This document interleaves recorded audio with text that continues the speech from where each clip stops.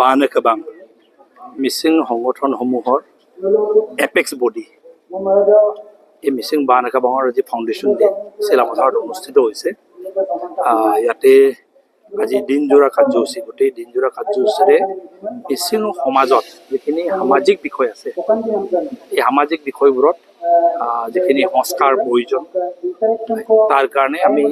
ইৰেছপেক্টিভ of political affiliation সকলো ৰাজনৈতিক দলৰ যি দলতে নাথাকক নালাগে, মিচিং সমাজৰ সকলো ব্যক্তিয়ে আৰু সকলো শীৰ্ষ ব্যক্তি, জ্যেষ্ঠ নাগৰিক, যিখিনি আমাৰ বুদ্ধিজীৱী, সকলোৱে লগ খাই আমি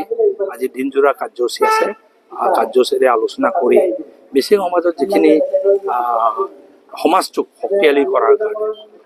আৰু সমাজটোক ঐক্যবদ্ধ কৰি ৰখাৰ কাৰণে আৰু আমাৰ যিখিনি কৃষ্টি আছে, সংস্কৃতি আছে, আমাৰ ভাষা আছে, আমাৰ যিখিনি ঐতিহ্য আছে, সকলো